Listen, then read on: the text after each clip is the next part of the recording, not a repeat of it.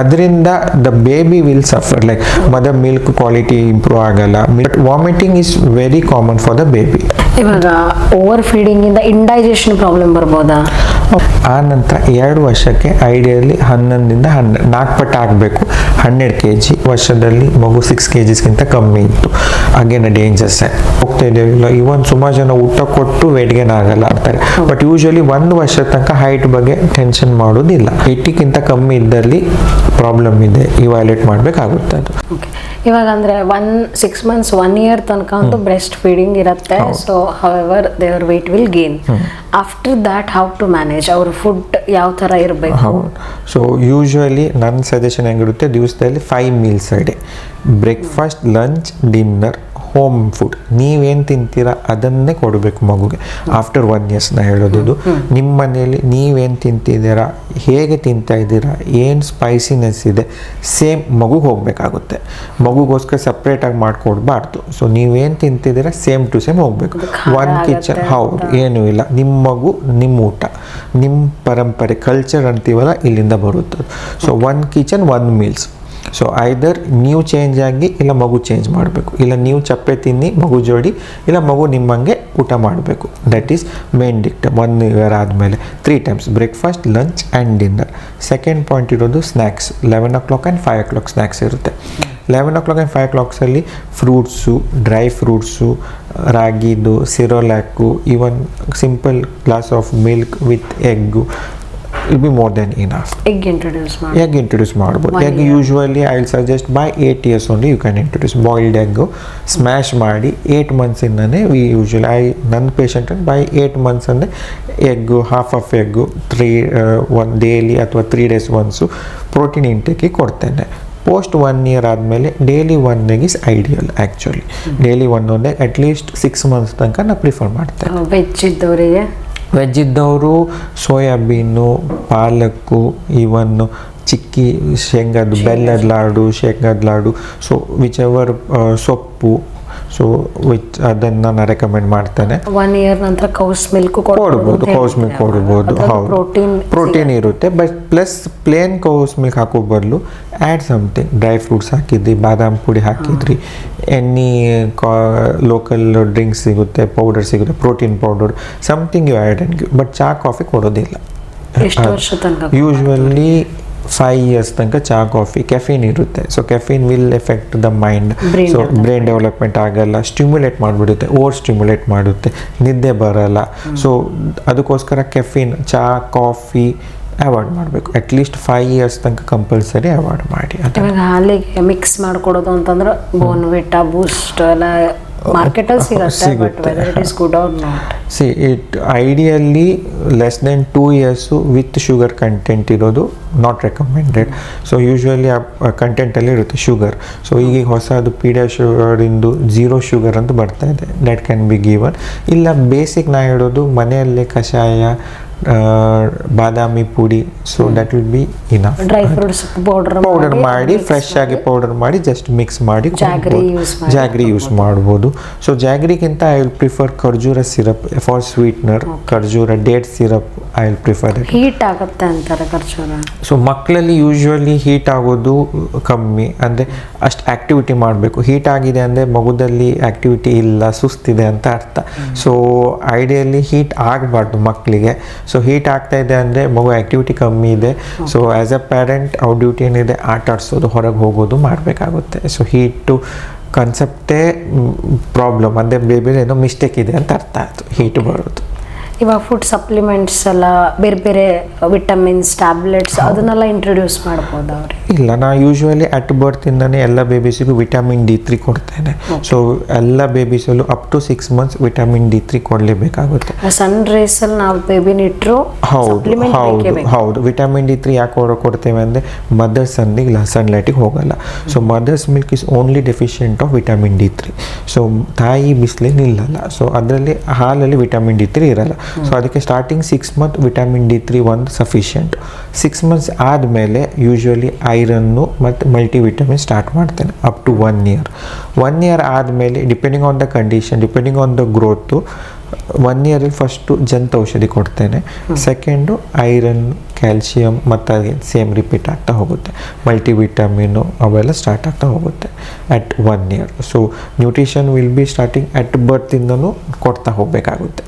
So ಮತ್ತು again depending on baby growth ಹೇಗಿದೆ curation ಮಾಡ್ಕೊಳ್ಬೋದು. ಈಗ ನಂಗೆ ಒಂದು ಬೇಬಿ ಏನೂ ಬೇಕಾಗಲ್ಲ, ಒಂದೊಂದು ಬೇಬಿ ಫುಲ್ ವೀಕ್ ಇರುತ್ತೆ, ಆವಾಗ ಎಲ್ಲ ಆ್ಯಡ್ ಮಾಡಬೇಕಾಗುತ್ತೆ ಲೈಕ್ ದಟ್. ಈಗ ಪ್ರೀಟರ್ಮ್ ಬೇಬಿ ಇದ್ದಲ್ಲಿ ನಾವು ಹುಟ್ಟಿದ ತಕ್ಷಣವೇ ಮಗು ಕ್ಯಾಲ್ಶಿಯಮು ಐರನ್ನು ಸ್ಟಾರ್ಟ್ ಮಾಡ್ತೇವೆ.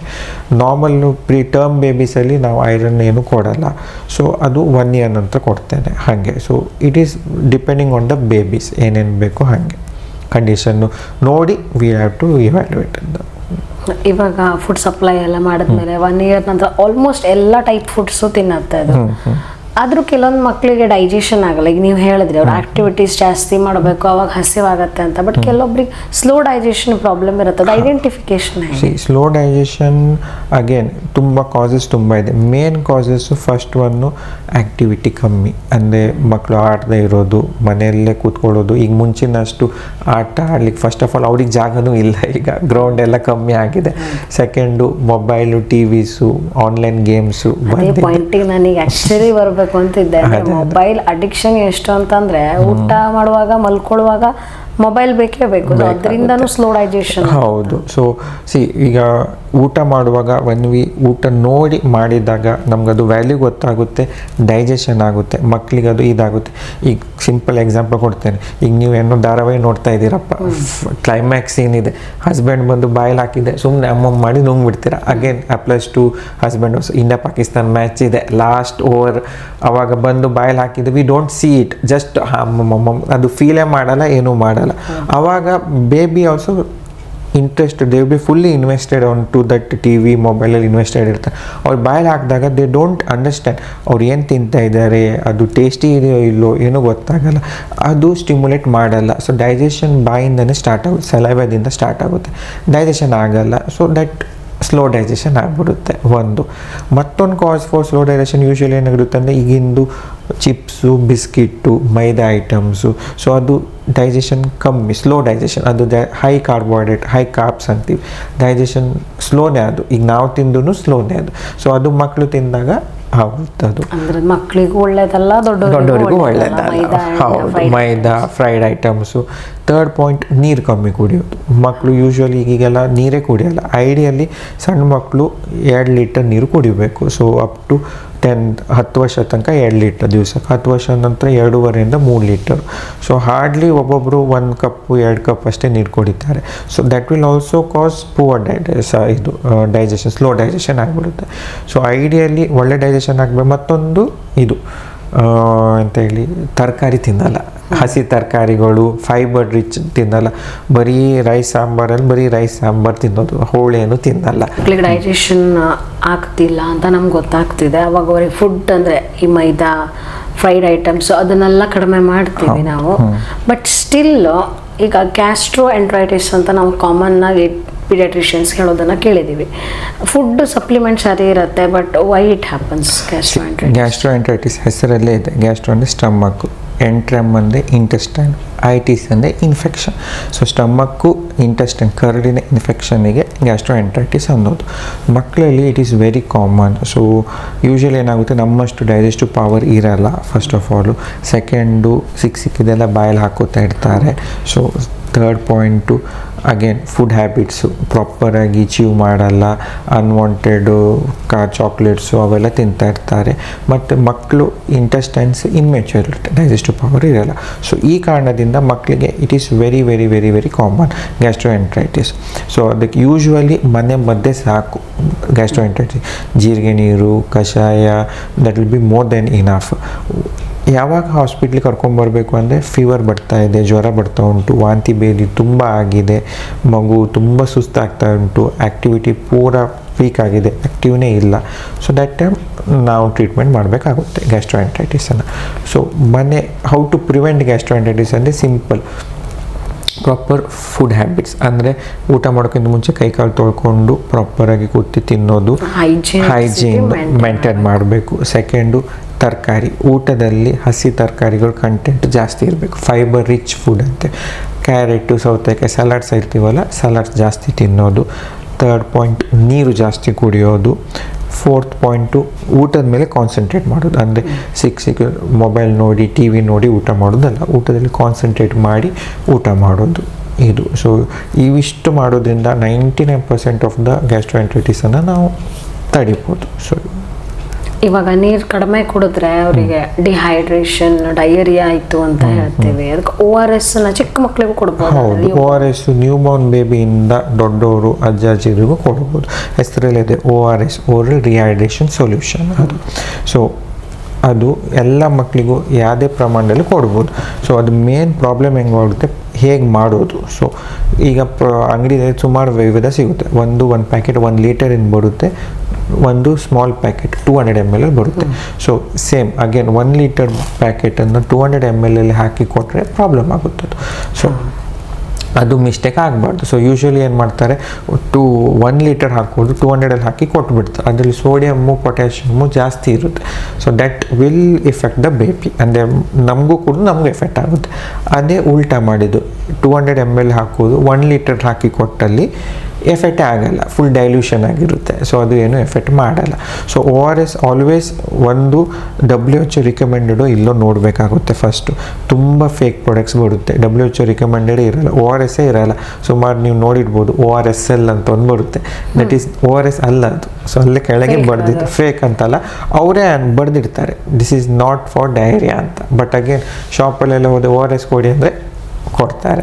ಅದು ಯಾಕೆ ಬೇಕು ಹಾಗಾದ್ರೆ? ORS ನಮ್ಗೆ ಯೂಶಲಿ ಬೇಕಾಗಿರೋದೇ ಡೈಗ್ರಿಯಾ. ಹೌದು, but again that is the brand, they are misusing it. So ಅದೇನಾಗುತ್ತೆ, ಅದು that is not for diarrhoea basically.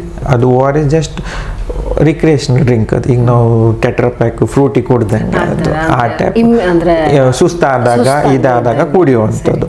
ಅವರು ORSL ಅದು ಅಲ್ಲೇ ಹೆಸರು ಎಲ್ ಅಂತ ಬರುತ್ತೆ. ಅದು ಕೆಳಗೆ they are mentioned, not recommended, ಅವರೇ ಮೆನ್ಷನ್ ಮಾಡಿರ್ತಾರೆ. ಸೊ ನಾವು ಗಡಿಬಿಡಿಯಲ್ಲಿ ಮಕ್ಕಳಿಗೆ ORS ಜಸ್ಟ್ ಕೊಟ್ಟು ಬಿಡ್ತೇವೆ. ಒಳ್ಳೇದಾಯ್ತು ಇದು ಹೇಳಿದ್ದು, ಗೊತ್ತೇ ಇರಲಿಲ್ಲ. ORS means everything is ORS ಅಂತ. ಇಲ್ಲ, ORS ತುಂಬ ವಿಧ ಬರುತ್ತೆ. ಮತ್ತು ORS ಅಲ್ಲಿ ಯೂಶ್ವಲಿ ಏನು ಮಿಕ್ಸ್ ಮಾಡಬಾರ್ದು. ಸೊ ORS ಜಸ್ಟ್ ನೀರಲ್ಲಿ ಹಾಕಿ ಕುಡಿಸು. ಅಂದ್ರೆ ಫ್ರೂಟ್ ಜ್ಯೂಸಲ್ಲಿ ಮಿಕ್ಸ್ ಮಾಡ್ಕೊಡಿ ಅಂತೆಲ್ಲ ಹೇಳ್ತಾರೆ. ಇಲ್ಲ, ಅದು ಮಾಡೋದಲ್ಲಿ ಅದು ಎಫೆಕ್ಟಿವ್ ಇರಲ್ಲ. ಅದು ಎಫೆಕ್ಟು, ಅದು ಕಾನ್ಸಂಟ್ರೇಷನ್ ಹಾಳಾಗೋಗುತ್ತೆ. ಸೊ ಯೂಶ್ವಲಿ ORS ಅನ್ನು ORS ರೀತಿಯಲ್ಲಿ ಕೂಡಿಸ್ಬೋದು. ಬಟ್ ಅದರಲ್ಲೂ ಫ್ಲೇವರ್ಸ್ ಬರುತ್ತೆ, ಆರೆಂಜು, ಮ್ಯಾಂಗೋ ಎಲ್ಲ. So that is acceptable. But ಅದರಲ್ಲಿ ಬೇರೆ ಮಿಕ್ಸ್ ಮಾಡಿ ಕೊಡೋದು ತಪ್ಪು. ಅಕಸ್ಮಾತ್ ORS ಸಿಕ್ಕಿಲ್ಲ, ಮನೆಯಲ್ಲೇ ಮಾಡ್ಕೋಬೋದು. ಸಿಂಪಲ್ ಹೇಳ್ಬೇಕಂದ್ರೆ 1 ಲೀಟರ್ ನೀರಲ್ಲಿ 5 ಚಮಚ ಸಕ್ಕರೆ, 1 ಚಮಚ ಇದು ಉಪ್ಪು, ಇಷ್ಟು ಬೇಕಾದ್ರೆ ಸ್ವಲ್ಪ ನಿಂಬೆ ರಸ, that is left you taste ಪ್ರಕಾರ. ಹೋಮ್ ಮೇಡ್ ಇದು. ಸೊ ಸಿಂಪಲ್ 1 ಲೀಟರ್ ನೀರಲ್ಲಿ ಇನ್ಸ್ಟೆಂಟ್ ಸೇಮ್ ಎಫೆಕ್ಟೇ ಬರುತ್ತೆ. ಹೌದು, ಸೇಮ್ ಎಫೆಕ್ಟ್ ಇರುತ್ತೆ. So that is ready made, ಇದು ಹೋಮ್ ಮೇಡ್. ಅದೇ 1 ಲೀಟರಿಗೆ 5 ಚಮಚ ಸಕ್ಕರೆ, 1 ಚಮಚ ಉಪ್ಪು. So that will have same effect ಅಷ್ಟೇ. ಬಟ್ ORS ಎಷ್ಟು ಕೊಡಬೇಕು, ಎಷ್ಟು ಬೇಕಾದ್ರೂ ಕೊಡ್ಬೋದು. ಐಡಿಯಲ್ಲಿ ಎಷ್ಟು ಸಲ ಭೇದಿ ಆಗುತ್ತೋ ಅಷ್ಟು ಸಲ ಕೊಡ್ತಾ ಹೋಗೋದು. ಒಂದೊಂದು ಸಿಪ್ಪಲ್ಲಿ 30ರಿಂದ 50 ಮಕ್ಕಳಿಗೆ, 1 ವರ್ಷ ಕೆಳಗೆ ಮಕ್ಕಳಿಗೆ 30ರಿಂದ 50 ml. 1 ವರ್ಷ ನಂತರ ಎಷ್ಟು ಬೇಕಾದ್ರೂ ಕುಡ್ಕೋಬೋದು. ಈಗ 10 ವರ್ಷ ನಂತರ ಅಂತೂ ಒಂದೊಂದು ಬಾಟ್ಲ್ ಲೀಟರ್ ಗಟ್ಲೆನೂ ಕುಡಿಬೋದು, ಏನೂ ಆಗಲ್ಲ. That will help only. Home made ORS ಆದರೆ ಎಷ್ಟು ಬೇಕಾದ್ರೂ. ಹೌದು, ಇವನ್ ಪ್ಯಾಕೆಟ್ ORS ಆಲ್ಸೋ ಕೊಡ್ಬೋದು. ಬಟ್ ಅಗೇನ್ ಹೇಗೆ ಮಾಡ್ತೀರಾ, ದಟ್ ಮ್ಯಾಟರ್ಸ್. ಆ್ಯಂಡ್ ಒಂದೇ ದಿವಸದಲ್ಲಿ ಖಾಲಿ ಮಾಡಬೇಕು. ಇವತ್ತು ಮಾಡಿ ನಾಳೆ ಕುಡಿಯೋದು ಮಾಡಬಾರ್ದು, ನೆನ್ನೆದು ಇವತ್ತು ಕುಡಿಯೋದು ಮಾಡಬಾರ್ದು. ಅವತ್ತಿಂದ ಅವತ್ತೇ ಕುಡಿಯೋದು. ಡಾಕ್ಟರ್, ಈಗ ಕಾಮನ್ ಆಗಿ ವರ್ಷಕ್ಕೆ 1 ಸಲನ 2 ಸಲನ ಜ್ವರ ಬರುತ್ತೆ, ನೆಗಡಿ ಬರುತ್ತೆ, ಓಕೆ. ಬಟ್ ಇವಾಗಿನ ಪರಿಸ್ಥಿತಿ ನೋಡಿದ್ರೆ ತಿಂಗಳಿಗೆ 1 ಸಲ ಮಕ್ಕಳ ಜ್ವರ, ನೆಗಡಿ ಬರೋದು ಕಾಯಂ. ನಾನೇ ನನ್ನ ಮಗನ ಕರ್ಕೊಂಡು ತಿಂಗಳಿಗೆ 1 ಸಲ ಆದರೂ ವಿಸಿಟ್ ಮಾಡಬೇಕು ಡಾಕ್ಟರ್ನ. ಸೊ ಅದಕ್ಕೆ ಇಮ್ಯುನಿಟಿ ಸಿಸ್ಟಮ್ ಏನೇನಾದ್ರು ಪ್ರಾಬ್ಲಮ್ ಅಥವಾ ಹಂಗಂತಲ್ಲ. ಯೂಶ್ವಲಿ 6 ತಿಂಗಳಿಂದ 5 ವರ್ಷ ಮಕ್ಕಳಲ್ಲಿ ಇನ್ಫೆಕ್ಷನ್ನು ಪದೇ ಬರೋದು ಕಾಮನ್. ಸೊ ನಮ್ಮ ಬುಕ್ಸಲ್ಲಿ ಏನಿದೆ ಅಂದರೆ ಫಸ್ಟ್ 5 ಇಯರ್ಸ್ ತನಕ ವರ್ಷದಲ್ಲಿ 10 ಸಲ ನೆಗಡಿ ಶೀತ ಬಂದರೆ ನಾರ್ಮಲ್ಲು. ವರ್ಷದಲ್ಲಿ 2 ಸಲ ಅಡ್ಮಿಟ್ ಆದರೂ ನಾರ್ಮಲ್. ಅದು ನಾರ್ಮಲ್ ಮಕ್ಕಳಿಗೆ ಆಗುವಂಥದ್ದು. ಸಲಕ್ಕಿಂತ ಜಾಸ್ತಿ ಆಯಿತು, ಪದೇ ಪದೇ ಅಡ್ಮಿಷನ್ಸ್ ಅಂದರೆ ಅಡ್ಮಿಟ್ ಆಗುವಷ್ಟು ಸೀರಿಯಸ್ ಆಗಿದೆ, ಪ್ರಾಬ್ಲಮ್ಯಾಟಿಕ್ ಆಗುತ್ತೆ. ಯೂಶ್ವಲಿ ಏನಾಗುತ್ತೆ, ಫಸ್ಟ್ 6 ಮಂತಲ್ಲಿ ಏನೂ ಇಫೆಕ್ಟ್ ಆಗಲ್ಲ, ತಾಯಿ ಹಾಲಿಂದ ಪ್ರೊಟೆಕ್ಟ್ ಆಗ್ತಾ ಇರುತ್ತೆ. 6 ತಿಂಗಳಿನ ಏನಾಗುತ್ತೆ, ಮಗು ಹೊರಗೆ ಆಟ ಆಡುತ್ತೆ, ಬಿಸಿಲು ಮಳೆ ಕ್ಲೈಮೇಟ್ ಚೇಂಜು, ಬೇರೆ ಮಕ್ಕಳ ಜೋಡಿ ಆಟ ಆಡೋದು, ಆ ಟೈಮಲ್ಲಿ ಈ ಟೈಪ್ ಇನ್ಫೆಕ್ಷನ್ ಆಗೋದು ತುಂಬ ಕಾಮನ್. ಇದು ಒಂದು ರೀತಿ ದೇವ್ರು ಕೊಡೋ ವ್ಯಾಕ್ಸಿನ್ ಇದ್ದಂಗೆ. ಸೊ ಫಸ್ಟ್ 5 ಇಯರ್ಸಲ್ಲಿ ಎಷ್ಟು ಇನ್ಫೆಕ್ಷನ್ ಬರುತ್ತೋ ಅಷ್ಟು ಇಮ್ಯುನಿಟಿ ಜಾಸ್ತಿ ಆಗ್ತಾ ಹೋಗುತ್ತೆ. ಸೊ ಈಗ ಫಸ್ಟ್ 5 ವರ್ಷದಲ್ಲಿ ಇನ್ಫೆಕ್ಷನ್ ಕಮ್ಮಿ ಆದಲ್ಲಿ 5 ವರ್ಷ ನಂತರ ಜಾಸ್ತಿ ಆಗ್ತಾ ಬರುತ್ತೆ. ಅದೀಗ ಯೂಶ್ವಲಿ ಕೋವಿಡ್ ಬೇಬೀಸ್ ಅಂತೇವೆ ನಾವು. ಸೊ ಕೋವಿಡ್ ಇದ್ದಾಗ ಫಸ್ಟ್ 2-3 ಇಯರ್ಸು ಮನೆ ಒಳಗೆ ಇದ್ದು, ಈಗ ನಾವು ದೇ ಕಮ್ಮಿಂಗ್ ಔಟ್. ಸೊ ಆ ಮಕ್ಕಳಲ್ಲಿ ಪದೇ ಪದೇ ಇನ್ಫೆಕ್ಷನ್ ಜಾಸ್ತಿ. ಸೊ ನಿಮ್ಮ ಕ್ವಶನ್ ಅದೇ ಎಕ್ಸ್ಪ್ಲೇನ್ ಮಾಡುತ್ತೆ. ಸೊ ಈಗ ದೇ ಆರ್ ಎಕ್ಸ್ಪೋಸ್ಡ್. ಸೊ ಈಗ ಅವ್ರಿಗೆ ಆವಾಗ ಬರುವಂಥದ್ದು ಜ್ವರ ಎಲ್ಲ ಈಗ ಬರ್ತಾ ಇದೆ ಆ ಕೋವಿಡ್ ಮಕ್ಕಳಿಗೆ. So they called as Covid babies ಅಂತೀವಿ ಅವರಿಗೆ. So that is the exposure ಆದಂಗೆ ಈಗಿಂದು ಡೆಲಿವರಿ ಆಗಿನ ಮಕ್ಕಳು ಬೇಗ ಎಕ್ಸ್ಪೋಜರ್ ಆಗ್ತಾರೆ. They are more immune to it. So more immune again because of exposure adjustment ಬೇಗ ಆಗ್ತಾ ಇದೆ ಇವರಿಗೆ. ಹೌದು, ಆ ಟೈಮಲ್ಲಿ ಎಲ್ಲರೂ ಕ್ಲೀನ್ ಮಾಡಿದ್ದು, ಕಿಟಕಿ ಹಾಕಿದ್ದು. ಎಷ್ಟು ಮೇಂಟೈನ್ ಆಯ್ತು ಅಂದ್ರೆ ಹೌದು.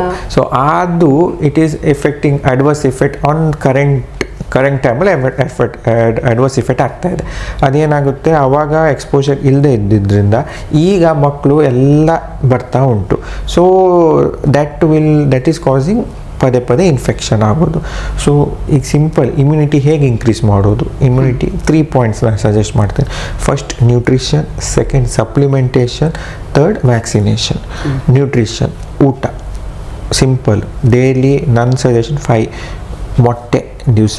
ವೆಜಿಟೇರಿಯನ್ಸ್ ಇದ್ದವರು you can replace that with ಬೆಲ್ಲದ್ದು, ಪಾಲಕ್ಕು ರಿಪ್ಲೇಸ್ ಮಾಡ್ಕೊಳ್ಳಿ. ದಿವಸ ಒಂದೊಂದು ಮೊಟ್ಟೆ, 2 ಕಪ್ ಹಾಲಲ್ಲಿ ಏನಾದ್ರು ಒಂದು ಪ್ರೋಟೀನ್ಸು, ಬೂಸ್ಟೋ ಹಾರ್ಲಿಕ್ಸೋ whichever you are comfortable ಹಾಕಿ. 3ನೇ ಪಾಯಿಂಟು ಮೊಳಕೆ ಮಾಡಿ ಕೊಡೋದು. ಹಸಿನೂ ತಿನ್ಬೋದು, ಬೇಸು ತಿನ್ಬೋದು. 4th ಪಾಯಿಂಟು ಡ್ರೈ ಫ್ರೂಟ್ಸು ನೆನೆಸಿ ಕೊಡಿ, ಓವರ್ ನೈಟ್ ನೆನೆಸಿ ಕೊಡೋದು, ರಾತ್ರಿ ನೆನೆಸಿ ನೆಕ್ಸ್ಟ್ ಡೇ ಮಾರ್ನಿಂಗ್ ಕೊಡೋದು. 5th ಪಾಯಿಂಟು ಸೊಪ್ಪು ಬಾಜಿ. ಸೊ ದಿಸ್ 5 ನ್ಯೂಟ್ರಿ ಸಪ್ಲಿಮೆಂಟ್ ಇದೆಲ್ಲ ಕವರಪ್ ಆಗಿಬಿಡುತ್ತೆ. ಸೊ ಇದರಲ್ಲಿ ಪ್ರೋಟೀನು ಬರುತ್ತೆ, ಫೈಬರ್ಸು, ಮಿನರಲ್ಸು ಎಲ್ಲ ಕವರಪ್ ಆಗಿಬಿಡುತ್ತೆ. ಸೊ ಫಸ್ಟ್ ಸಪ್ಲಿಮೆಂಟ್ ನ್ಯೂಟ್ರಿಷನ್ ಆಯಿತು. Second comes supplementation as a doctor ನಾವು ಕೊಡ್ತೇವೆ. Iron, calcium, multivitamins. Second. Third point will be vaccination. So vaccination especially ಪದೇ ಜ್ವರ ಬಂದವರಿಗೆ ನಾವು ಫ್ಲೂ ವ್ಯಾಕ್ಸಿನ್ ಅಂತ ಹಾಕ್ತೇವೆ. ಇಯರ್ಲಿ ಹಾಕ್ತಾ ಹೋಗ್ತೀವಿ ನಾವು. Usually ideally pre-monsoon phase, April May ಆ ಟೈಮಲ್ಲಿ ಒಂದು ಇಂಜೆಕ್ಷನ್ ಬರುತ್ತೆ. ಸೊ ಪದೇ ಬಂದಲ್ಲಿ ಹೌದು ಇಲ್ಲ. ಈಗ ಯೂಶ್ವಲಿ ಟು ಬಿ ಫ್ರ್ಯಾಂಕು ನಾನು ಹಾಕೋತೇನೆ. ಸೊ ನಾನು ಡೈಲಿ ಎಕ್ಸ್ಪೋಜರ್ ಇರುತ್ತೆ ನನಗೆ. ಸೊ ನಂಗೆ ಇಮ್ಯುನಿಟಿಗೋಸ್ಕರ ನಾ ಯೂಶ್ವಲಿ ಏಪ್ರಿಲ್ ಮೇ ಹಂಗೆ ಫ್ಲೂ ವ್ಯಾಕ್ಸಿನ್ ಹಾಕ್ಕೋತೇನೆ. ಎವ್ರಿ ಇಯರ್ ಹಾಕ್ತಾ ಹೋಗ್ತೇನೆ. ಸೊ ಅದು ಇಯರ್ಲಿ ವ್ಯಾಕ್ಸಿನ್ ಚೇಂಜ್ ಆಗ್ತಾ ಹೋಗುತ್ತೆ. H1N1 ಸ್ಟ್ರೇನ್ ಇದ್ದಂಗೆ. ಸೊ ಈ ವರ್ಷ H3N4 ಹಾಗೆ. ಸೊ ವ್ಯಾಕ್ಸಿನ್ ಇಯರ್ಲಿ ಚೇಂಜ್ ಆಗ್ತಾ ಇರುತ್ತೆ. ಸೊ ಈಗ ಈ ಮಕ್ಕಳಿಗೆ ಇಮ್ಯುನಿಟಿ ಬೇಕಂದರೆ ಫಸ್ಟು ಅದೇ ಸಪ್ಲಿಮೆಂಟೇಷನ್, ನ್ಯೂಟ್ರಿಷನ್, ವ್ಯಾಕ್ಸಿನೇಷನ್ ಬೇಸಿಕಲಿ ಅದ್ರ ಬಗ್ಗೆ ನಾನು ಮುಂದೆ ಹೇಳ್ತೇನೆ ಏನೇನು ಬೇಕಾಗುತ್ತಂತ. ಬಟ್ ಐಡಿಯಲಿ ಪದೇ ಜ್ವರ ಬಂದವರಿಗೆ ಫ್ಲೂ ವ್ಯಾಕ್ಸಿನ್ ನನ್ನ recommendation. Flu vaccine ideally pre-monsoon phase, summer holidays ಇದ್ದಲ್ಲಿ ಹಾಕ್ಕೊಂಡಲ್ಲಿ ಒಳ್ಳೆ ರೆಸ್ಪಾನ್ಸ್ ಬರುತ್ತೆ. ಅವಾಗ ಹಾಕ್ಕೊಂಡಲ್ಲಿ ಈ ಟೈಮಲ್ಲಿ ಯೂಶ್ವಲಿ ಮಳೆಗಾಲ, ವಿಂಟರ್ ಸೀಸನ್ಸಲ್ಲಿ ಇನ್ಫೆಕ್ಷನ್ ಬರೋದೇ ಇಲ್ಲ ಅಂತಲ್ಲ, ವೆರಿ ಮೈಲ್ಡ್ ಎಫೆಕ್ಟ್ ಆಗುತ್ತೆ ಅದು. ಓಕೆ, ನೆಗಡಿ ಜ್ವರದ ಜೊತೆ ಕಫಾನು ಬಹಳ ಅಂದ್ರೆ ಕೆಮ್ಮು ಸ್ಟಾರ್ಟ್ ಆದ್ರೆ 1 ಮಂತ್ ತನಕ ಕೆಮ್ತಾನೆ. ಹೌದು. ಸೊ ಅಗೇನ್ ಕೆಮ್ಮು ಅನ್ನೋದು ಒಂದು ರೀತಿ it is a defence mechanism of the body. ನಮ್ಗೆ ಎದೆ ಒಳಗಿದ್ದು ಗಲೀಜನ್ನು ಹೊರ ಹಾಕುತ್ತೆ. ಸೊ ಕೆಮ್ಮು ಆ್ಯಸ್ ದ ಪೀಡಿಯಾಟ್ರಿಷಿಯನ್ ಒಳ್ಳೆಯದು. ಆ್ಯಸ್ ನಂಗೆ ಮಕ್ಕಳಿಗೆ ಕೇಳಿದಲ್ಲಿ ಗಲೀಜನ್ನು ಹೊರಗೆ ತೆಗೆಯುತ್ತೆ ಅದು. ಸೊ ಅದು ಯೂಶ್ವಲಿ ಡಿಪೆಂಡ್ಸ್. ಗಿಮೋನಿಯಾ ಇದ್ದಲ್ಲಿ ಇಟ್ ಈಸ್ ಬೇರೆ ಟೈಪ್ ಆಗುತ್ತೆ. ಐಡಿಯಲಿ ಕೆಮ್ಮು ಇರೋದು ಒಳ್ಳೆಯದು. ಈ ಏಜಲ್ಲಿ ಮಕ್ಕಳಲ್ಲಿ ಯೂಶ್ವಲಿ ಕೆಮ್ಮು ಬರೋದು ಥ್ರೋಟ್ ಇನ್ಫೆಕ್ಷನ್ನು, ಅದರಿಂದ ಆಗುತ್ತೆ. ಸೊ ಥ್ರೋಟ್ ಇನ್ಫೆಕ್ಷನ್ ಕೆಮ್ಮು ಯೂಶ್ವಲಿ 1 ತಿಂಗಳ ಒಮ್ಮೊಮ್ಮೆ 2 ತಿಂಗಳ ತನಕ ಇರುತ್ತೆ. ಸೊ ಅದನ್ನು ಇನ್ಸ್ಟೆಡ್ ಆಫ್ ಮೆಡಿಕೇಶನ್ಸು ನಾನು ಹೋಮ್ ರೆಮಿಡೀಸು, ಕಷಾಯ, ಜೀರಿಗೆ ನೀರು, ಜೇನುತುಪ್ಪ, ಸೊ ಇಲ್ಲ ಗಾರ್ಗಲಿಂಗ್, ಸಿಂಪಲ್ ಗಾರ್ಗಲ್ಲು, ಮತ್ತು ಅವಾಯ್ಡಿಂಗ್ ಇದು ಎಣ್ಣೆದು ಕರ್ದಿದ್ದ ಐಟಮ್ಸು, ಚಿಪ್ಸು, ಬಿಸ್ಕೆಟು ಅವಾಯ್ಡ್ ಮಾಡೋದ್ರಿಂದ 90 ಮೇಜರ್ ಕಫನಲ್ಲಿ ಸಪ್ರೆಸ್ ಮಾಡೋದು. ಧೂಳಿಂದ ಬರ್ಬೋದಾ ಥ್ರೋಟ್ ಇನ್ಫೆಕ್ಷನ್? ಹೌದು, ಧೂಳಿಂದ ಮಾಸ್ಕ್ ಹಾಕೊಂಡ್ರೆ ಒಳ್ಳೆಯದು.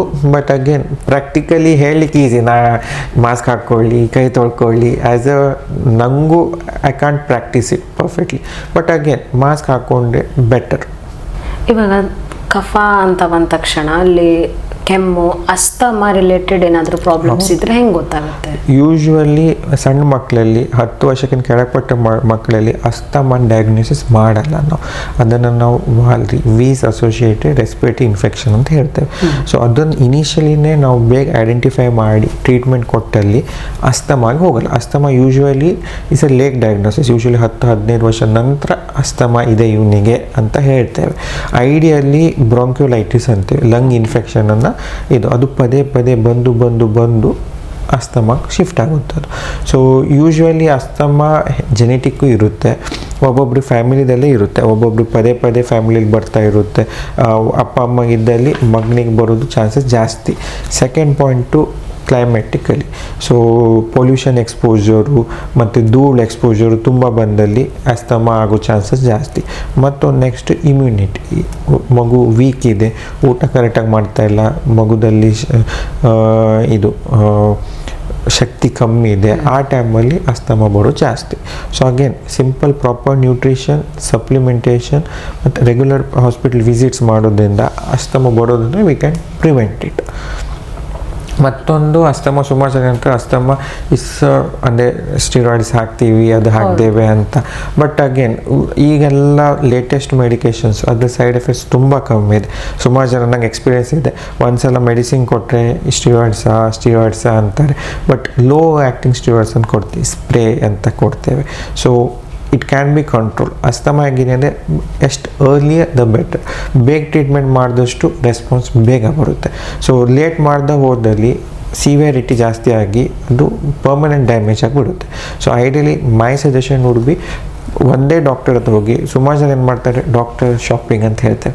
ಒಂದು ಡಾಕ್ಟರ್ ಕಡೆ ಹೋಗಿ, ಈಗ ನಾವೊಂದು ಔಷಧಿ ಬರ್ಕೊಟ್ಟಿರ್ತಾರೆ, ನೆಕ್ಸ್ಟ್ ಡಾಕ್ಟರ್ ಬೇರೆ ಔಷಧಿ. Asthma is like a very long disease, chronic disease. ಅದು ಒಂದೇ ಇದರಿಂದ ಸೆಟ್ಟಿಂಗಲ್ಲಿ ಹೋಗಲ್ಲ. ಈಗ ಸಿಂಪಲ್ ಹೇಳ್ಬೇಕಂದ್ರೆ, ಈಗ ನಾನು ಅಡುಗೆ ಭಟ್ಟ ಅಂತ ಹೇಳ್ಕೊಂಡು, ಈಗ ನಾನು ಸಿಂಪಲ್ ಪನ್ನೀರ್ ಬಿರಿಯಾನಿ ಮಾಡ್ತೇನೆ. ಈಗ ಬೇರೆ ಡಾಕ್ಟರಿಗೆ ಇಲ್ಲ ಪನ್ನೀರ್ ಬೇಡ, ಅವನು ಚಿಕನ್ ಆ್ಯಡ್ ಮಾಡ್ತಾನೆ. ಮೂರನೇ ಅವನು ಚಿಕನ್ ಬೇಡ, ಪಾಲಕ್ ಹಾಕೋಣ, ಪಾಲಕ್. ಸೊ ಹಾಚ್ ಪಾಚ್ ಆಗ್ತಾ ಹೋಗಿ ultimately the suffering will be baby suffer. So better to consult only one whom you trust, like, so that is one thing. And 90% of the patient to recover ಆಗ್ತಾರೆ. ಅಸ್ತಮಾದಲ್ಲಿ ಹೋಗೋದು very ಕಮ್ಮಿ, ತುಂಬ ಕಮ್ಮಿ. But again ಈ ನಮ್ಮ Sirsi weather, ಈ ಮಲೆನಾಡಲ್ಲಿ very common. ಅದು ಹಿಲ್ ಸ್ಟೇಷನ್ ವೆದರ್ ಇರೋದ್ರಿಂದ ಪದೇ ಕೆಮ್ಮು, ಅಲರ್ಜಿ ಕಂಡೀಷನ್ಸು ಜಾಸ್ತಿ ಆಗುತ್ತೆ. ರೀಸನ್ ಆಗಿ ಕಂಡೀಷನ್ಸ್ ಇಂದ ಮತ್ತೆ ಕೆಮ್ಮು, ನೆಗಡಿ ಅದು ಪದೇ ಆಗಿ ಅಸ್ತಮಾ ಹೋಗುತ್ತದೆ. ಯೂಶಲಿ ನಮ್ಮ ಸೈಡ್ ಜಾಸ್ತಿ ಏನಂದರೆ ಇಲ್ಲಿ ಹ್ಯುಮಿಡಿಟಿ ಕಮ್ಮಿ, ಸೊ ನೀರಿನ ಅಂಶ ಗಾಳಿಯಲ್ಲಿ ಕಮ್ಮಿ ಇಲ್ಲಿ. ಸೊ ಅದೇ same coastal region, Kumta, Mangaluru ಆ ಸೈಡ್ ಹೋದಲ್ಲಿ ಸಮುದ್ರ ಇರೋದ್ರಿಂದ ಗಾಳಿಯಲ್ಲಿ ನೀರಿನ ಅಂಶ ಜಾಸ್ತಿ ಇರುತ್ತೆ.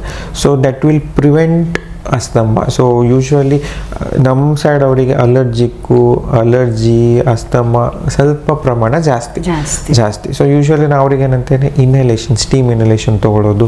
ಮನೆಯಲ್ಲೇ ಜಸ್ಟ್ ಒಂದು ಇನ್ಹಲೇಷನ್ ಮಷಿನ್ ಅಂತ ಬರುತ್ತೆ, ಜಸ್ಟ್ ನೀರು ಹಾಕಿ ಬಿಟ್ಬಿಟ್ರೆ ಫೋಮ್ ಬರ್ತಾ ಇರುತ್ತೆ. So that will prevent. ರೂಮೆಲ್ಲ ಹ್ಯೂಮಿಡಿಟಿ ಜಾಸ್ತಿ ಮಾಡಿಬಿಡುತ್ತೆ. ಅವಾಗ ಅದು ಶೀನ್ ಬರೋದು, ಇದು ಅಸ್ತಮಾ ಅಲರ್ಜಿ ಬರೋದು ಅದೆಲ್ಲ ಕಮ್ಮಿ ಆಗುತ್ತೆ. ಅಲರ್ಜಿಕ್ ರಿಯಾಕ್ಷನ್ಸ್ ಅಂತಂದರೆ ಇವಾಗ ನೆಗಡಿ, ಜ್ವರ, ಸೀನು, ಕೆಮ್ಮು, ಅದು ಬಿಟ್ಟರೆ ಸ್ಕಿನ್ ಅಲರ್ಜಿ ಆ ಥರನೂ ಇದೆಯಾ? ಹೌದು. ಈಗ ಅಗೇನ್ ಎಲ್ಲ cosmetics, even skin allergy example ಅಂದರೆ ನಮ್ಮ ಸ್ಕಿನ್ನು ಬಾಡಿ ಅಲರ್ಜಿ ಅಂದ್ರೇನು ರೆಸ್ಪಾನ್ಸ್, ಬಾಡಿ ರೆಸ್ಪಾನ್ಸ್. ಈಗ ಸಮ್ ಕೆಮಿಕಲ್ ವಿಚ್ ನಮ್ಮ ಬಾಡಿ ಟಚ್ ಆದಾಗ ರಿಯಾಕ್ಟ್ ಆಗುತ್ತೆ. ರಿಯಾಕ್ಷನ್ ಕೆಟ್ಟದಾದರೆ ಅಲರ್ಜಿ, ಒಳ್ಳೇದಾದರೆ ಒಳ್ಳೆಯದು ನಮಗೆ. So that is what skin allergy ಅಂದರೆ ಅದೇ. ಯೂಶ್ವಲಿ ಮಕ್ಕಳಲ್ಲಿ ವೆರಿ ಕಾಮನ್, ನ್ಯೂ ಬಾರ್ನ್ಸ್ ಬೇಬೀಸಲ್ಲಿ ತುಂಬ ಕೆಮಿಕಲ್ಸ್ ಹಾಕೋದು, ತುಂಬ ಕ್ರೀಮ್ ಹಾಕೋದು ಒಳ್ಳೆಯದಲ್ಲ. ಸೊ ಡೈಪರ್ ಹಾಕೋದ್ರಿಂದ ಡೈಪರು ಅದರಿಂದನೂ ಆಗುತ್ತೆ. ಟು ಬಿ ಫ್ರ್ಯಾಂಕ್, ಫಸ್ಟ್ 6 ತಿಂಗಳ ಕೀಪ್ ಇಟ್ ಸಿಂಪಲ್. ಅಂದರೆ ಎಷ್ಟು ಕಮ್ಮಿ ಕೆಮಿಕಲ್ಸ್ ಹಾಕ್ತೀರಾ, ಎಷ್ಟು ಕಮ್ಮಿ ಕ್ರೀಮ್ ಹಾಕ್ತೀರಾ ಅಷ್ಟು ಒಳ್ಳೆಯದು. ನನ್ನ personal suggestion coconut oil. Everything coconut oil is the safest option. ಮತ್ತು it will give wonderful response to the baby. Second point ನಂದು ಇದು ಡೈಪರ್ ರ್ಯಾಶ್ ಬಗ್ಗೆ ಹೇಳಿದ್ರಿ. So diaper rash is the miss normal, ಡೈಪರಿಂದ ಆಗೋದಲ್ಲ ಅದು. ಸೊ ಅದಾಗೋದು ಮಗು ಮೋಷನ್ನು ಯೂರಿನಿಂದ, ಮಗು ಮುಂದೆ ಮೋಷನ್ನು ಯೂರಿನು ಆ್ಯಸಿಡಿಕ್ ಇರುತ್ತೆ. ಸೊ ಹೆಚ್ಚು ಹೊತ್ತು ಹಾಗೆ ಇಟ್ಟಲ್ಲಿ ರ್ಯಾಷಸ್ ಆಗುತ್ತೆ ಯೂಶ್ವಲಿ. ಚೇಂಜ್ ಮಾಡ್ತಾ ಇದ್ದಂಗೆ ಹೌದು. ಸೊ ಯೂಶ್ವಲಿ ಡೈಪರ್ ರ್ಯಾಶ್ ಆಗೋದು ಅದು ಮಿಸ್ ನಾರ್ಮಲ್. ಯೂಶ್ವಲಿ ಅದು ಈವನ್ ಬಟ್ಟೆ ಹಾಕೊಂಡಿದ್ದು ಆಗುತ್ತೆ. So diaper will prevent in one way. So diaper ಏನಾಗುತ್ತೆ, ಹೀರ್ಕೊಂಡ್ಬಿಡುತ್ತೆ. ಸೊ ಡೈಪರ್ ಹಾಕಿದಾಗ you will get more time. ಅಂದರೆ ಡೈಪರ್ ಹಾಕಿ you will get more time for recovery. ಅಂದರೆ ನೀವು ಡೈಪರ್ ಹಾಕಿದರೆ 2-3 ತಾಸು ವೇಟ್ ಮಾಡ್ಬೋದು. ಅದೇ ಬಟ್ಟೆ ಇದ್ದಲ್ಲಿ ರಿಯಾಕ್ಷನ್ ಬೇಗ ಆಗ್ಬಿಡುತ್ತೆ. ಆ ಮೊಮೆಂಟಿಗೆ ಚೇಂಜ್ ಮಾಡಿದ್ರೆ ಓಕೆ, ಇಲ್ಲ ಅಂದರೆ ರ್ಯಾಷಸ್ ಆಗಿಬಿಡುತ್ತೆ. ಸಿಂಪಲ್ ಬೇಸಿಕ್ ನಾವು ಮಾಡೋ ಮೋಷನ್ ಯೂರಿನು ಆ್ಯಸಿಡು ಚರ್ಮದಲ್ಲಿ ರಿಯಾಕ್ಷನ್ ಆಗುತ್ತೆ. So that will cause rash. ಈಗ ಸಿನ್ಸ್ ಡೈಪರ್ ಹಾಕಿದ ಜಾಗದಲ್ಲಿ ಆಗಿರೋದ್ರಿಂದ ಅದನ್ನು ಡೈಪರ್ ರ್ಯಾಶ್ ಅಂತ ಹೇಳ್ತೇವೆ. So that is the miss normal. Diaper ಇಂದ ಆಗೋದಲ್ಲ, ಬೇರೆ ಆಗಿದೆ. ನಮ್ಮ ಲೋಕಲ್ ಪೀಪಲ್ ವಾಟ್ ಏನು ತಿಳ್ಕೊತಾರೆ, ಡೈಪರ್ ಹಾಕೋದ್ರಿಂದ ರ್ಯಾಷಸ್ ಆಗುತ್ತೆ. ಇಲ್ಲ, ಡೈಪರ್ ಹಾಕಿ ಹಾಗೆ ಬಿಟ್ಟರೆ ರ್ಯಾಷಸ್ ಆಗುತ್ತೆ. ಇವನ್ ಹಾಗೆ ಹೌದು, ಇವನ್ ಕ್ಲಾತ್ ಡೈಪರ್ ಸಿಗುತ್ತೆ, ಅದು ಬಟ್ಟೆ ಹಾಕಿ ಜಸ್ಟ್ ಹಾಗೆ ಬಿಟ್ರು ರ್ಯಾಷಸ್ ಆಗುತ್ತೆ. ಸೊ ಯೂಶ್ವಲಿ ಅದು ಪ್ರಿವೆಂಟ್ ಮಾಡೋ ಸಿಂಪಲ್, ಹಾಟ್ ಬಟ್ಟೆ ಕಾಟನ್ನಿಂದ, ಇಲ್ಲ ಕಾಟನ್ ಬಾಲ್ಸ್ ಅಂತ ಬರುತ್ತೆ, ಜಸ್ಟ್ ಹಾಟ್ ವಾಟರ್ ಡಿಪ್ ಮಾಡಿ ಜಸ್ಟ್ ಸ್ಮೂತ್ಲಿ ವೈಪ್ ಮಾಡಿ ಸಾಕು. That will be cured. Second and coconut oil ಆಗಿದೆ. ಸೊ ಇಲ್ಲಿ coconut oil easily best for everything. Only mistake ಅಂದರೆ ಅದು ಸ್ಮೆಲ್ ಬರಲ್ಲ ಅಷ್ಟೇ. So that is one side effect ಅಷ್ಟೇ. ಸೊ ನಾವು ಕೊಡೋದು ಕೆಮಿಕಲ್ಸ್, ನಾವು ಯೂಶ್ವಲಿ ಕ್ರೀಮ್ಸ್ ಎಲ್ಲ ಬರ್ಕೊಡ್ತೇವೆ. So that will have again same with added smell, fragrance fresh ಅಷ್ಟೇ. So my suggestion would be always use coconut oil. ಅದು ಲೋಕಲ್ ಸೋರ್ಸ್, ಲೋಕಲ್ಲಿ ಮನೆಯಲ್ಲೇ ಮಾಡ್ತಾರೆ ಸುಮಾರು ಜನ. ಇಲ್ಲೆಲ್ಲ that will be very good, that will give very good response. Okay, ಅದು ಬಿಟ್ಟು ಇವಾಗ ಬೇರೆ normal allergic symptoms, skin rashes ಅಂತ, ಈಗ ಫುಟ್ ಮೌತ್ ಅಂತ ಇರುತ್ತೆ, ಆ ಥರ ಬೇರೆ ಬೇರೆ ಜನರಲ್ ಸ್ಕಿನ್ ರ್ಯಾಷಸ್ ಬೇರೆ ಬೇರೆ ಇದೆಯಾ ಮಕ್ಕಳಲ್ಲಿ? ನೀವು ಹೇಳಿದ್ದು ಹ್ಯಾಂಡ್ ಫುಟ್ ಮೌತ್ ಡಿಸೀಸು, ಅದು ವೈರಲ್. ಸೊ ಅದು ವೈರಲ್ ಸ್ಕಿನ್ ಇನ್ಫೆಕ್ಷನ್ ಆಗುತ್ತೆ. ಸೊ ಅದು hand foot mouth, chickenpox, even ಇದು ಕೆಪ್ಪಟ್ಟು, ಸೊ ಅವೆಲ್ಲ goes under viral conditions. So ಅದು ಅಲರ್ಜಿ ಅಲ್ಲ, ಅದು infection. Usually hand foot mouth disease ಇರೋದು ಮೂಗು, ಬಾಯಿ, ಕೈ ಅದೆಲ್ಲ ಬರೋದು, ಅದು ಇನ್ಫೆಕ್ಷನ್ ಆಗೋದು. ಯೂಶ್ವಲಿ ಸ್ಕೂಲ್ ಗೋಯಿಂಗ್ ಮಕ್ಕಳಿಗೆ ಬರುತ್ತೆ. ಶಾಲೆ ಹೋಗೋ ಮಕ್ಕಳು ಯೂಶ್ವಲಿ ಮಳೆಗಾಲ ಮುಗ್ದು ಅಕ್ಟೋಬರ್, ನವಂಬರ್ ಆ ಟೈಮಲ್ಲಿ ಕಂಡುಬರುತ್ತೆ. ಸೊ ಅದು ಯೂಶ್ವಲಿ ನಥಿಂಗ್ ಟು ವರಿ, ಅದು ಯೂಶ್ವಲಿ ಸೆಲ್ಫ್ ಲಿಮಿಟಿಂಗ್. ಅಮ್ಮ ಚಿಕನ್ ಪಾಕ್ಸ್ ಅದಿದ್ದಂಗೆ ಅದೇನು ಮಾಡಬೇಕಂತ ಇಲ್ಲ, ಜಸ್ಟ್ ಸಿಕ್ಕಾಪಟ್ಟೆ ಇದೆ. ಆವಾಗ ಅದು ಆ್ಯಂಟಿ ಹಿಸ್ಟಮಿನಿಕ್ಸ್ ಅಂತ ಸಿರಪ್ ಸಿಗುತ್ತೆ, ಇಚ್ಚಿಂಗ್ ಕಮ್ಮಿ ಮಾಡ್ಕೋಬೋದು ಬಾಡಿಯಲ್ಲಿ, any moisturiser. So that will be more than enough. ರಾತ್ರಿ ಟೈಮಲ್ಲಿ ಇಚ್ಚಿಂಗ್ ಇರುತ್ತೆ, ಹೌದು. ಬಟ್ ಅದೇ ಇಟ್ ವಿಲ್ ಕಾಸ್, ಅಂದರೆ 1-2-3 ಡೇಸು ಕಷ್ಟ ಆಗುತ್ತೆ. ಬಟ್ ಅದು self limiting disease, that will not cos any harm. ಅಂದರೆ ಮಕ್ಕಳಿಗೆ ತೊಂದರೆ ಕೊಡುವಂತೇನೂ ಇರಲ್ಲ. ಸ್ವಲ್ಪ ಹೈಜೀನ್ ಮೇಂಟೈನ್ ಮಾಡಿದ್ರೆ ಇಲ್ಲ, ಹೈಜೀನು ಮ್ಯಾಟರ್ ಆಗುತ್ತೆ. ಬಟ್ ಅಗೇನ್ ಯೂಶ್ವಲಿ ಶಾಲೆ ಮಕ್ಕಳಲ್ಲಿ ಕಂಡುಬಿಡುತ್ತದೆ, ದೊಡ್ಡವರಿಗೆ ಬರಲ್ಲ. So and always it is self limiting. ಅಂದರೆ ನೀವು ಬಿಟ್ಟರು ಆರಾಮಾಗುತ್ತೆ, ಟ್ರೀಟ್ಮೆಂಟ್ ಕೊಟ್ಟರು ಆರಾಮಾಗುತ್ತೆ. ಟ್ರೀಟ್ಮೆಂಟ್ ಕೊಟ್ಟ ಅಡ್ವಾಂಟೇಜ್ ಅಡ್ವಾಂಟೇಜ್ ಏನಿರುತ್ತೆ, ಮಗು ಕಷ್ಟ ಕಮ್ಮಿ ಆಗುತ್ತೆ ಅಷ್ಟೇ. ಇಚ್ಚಿಂಗ್ ಕಮ್ಮಿ ಆಗುತ್ತೆ, ರ್ಯಾಷಸ್ ಬರೋ ಕಮ್ಮಿ ಆಗುತ್ತೆ. So that is one thing. So usually hand foot mouth disease ಇದ್ದಾಗ ನಾವು ಯೂಶ್ವಲಿ ಒಂದು ಮಾಯ್ಶ್ಚರೈಸರು, ಒಂದು ಬಾಡಿ ಲೋಷನ್ ಕೊಡ್ತೇವೆ. ಸೊ ದಟ್ ಇಚ್ಚಿಂಗ್ ಕಮ್ಮಿ ಆಗಲಿ ಅಂತ ಒಂದು antihistaminic syrup. So that will suffice, that will be enough. Avoid ಮಾಡ್ಲಿಕ್ಕೆ ಯಾವುದು ಮೆಷರ್ಸ್ ಇಲ್ಲ? ಅವಾಯ್ಡ್ ಅಂದರೆ ಅಗೇನ್ ಫುಲ್ ಹೈಜಿನಿಕ್ಕು, ಫುಲ್ಲು ಕೈ ಕ್ಲೀನ್ ಮಾಡೋದು, ಇದು ಮಾಡೋದು.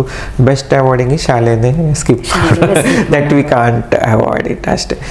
And even chicken pox also same ಕ್ಯಾಟಗರಿನೇ ಬರೋದು. ಸೊ ಅಗೇನ್ ಒಂದ್ಸಲ ಬಂದರೆ ಪದೇ ಪದೇ ಬರಲ್ಲ, ಅದು ಇಮ್ಯುನಿಟಿ ಬಂದ್ಬಿಡುತ್ತೆ. ಅಗೇನ್ ದೇವ್ರು ಕೊಡೋ ವ್ಯಾಕ್ಸಿನ್ ಅದು. ಸೊ ಚಿಕನ್ ಪಾಕ್ಸ್ ಒಂದ್ಸಲ ಬಂದರೆ ಮತ್ತೊಂದು ಬಿಡೋದು ಬೇರೆ ಇದೆ. ಈ ಚಿಕನ್ ಪಾಕ್ಸಿಗೆ ವ್ಯಾಕ್ಸಿನೇಷನ್ಸ್ ಎಲ್ಲ ಇದೆ? ಹೌದು, ಚಿಕನ್ ಪಾಕ್ಸ್ ವ್ಯಾಕ್ಸಿನ್ ಹಾಕ್ಕೋಬೋದು. ಸೊ ಚಿಕನ್ ಪಾಕ್ಸ್ ವ್ಯಾಕ್ಸಿನಿಂದ ಅದು ರಿಯಾಕ್ಷನ್ ಆಗೋದು, ಕಲೆ ಬಿಡೋದೆಲ್ಲ ಕಮ್ಮಿ ಆಗುತ್ತೆ. ಈಗ ವ್ಯಾಕ್ಸಿನೇಷನ್ಸ್ ಅಂದಮೇಲೆ ಮಕ್ಕಳಿಗೆ 6 ತಿಂಗಳಿಗೆ ಒಂದು ವರ್ಷಕ್ಕೆ ಒಂದು ಅಂತ ಸುಮಾರಷ್ಟು ಅದರಲ್ಲೇ ಸ್ಟೆಪ್ ಬೈ ಸ್ಟೆಪ್ ವ್ಯಾಕ್ಸಿನೇಷನ್ ಇದೆ. ಗೌರ್ಮೆಂಟ್ ಅಲ್ಲಿ ಒಂದಿಷ್ಟು ವ್ಯಾಕ್ಸಿನೇಷನ್ ಅನ್ನು ಕೊಡ್ತಾರೆ.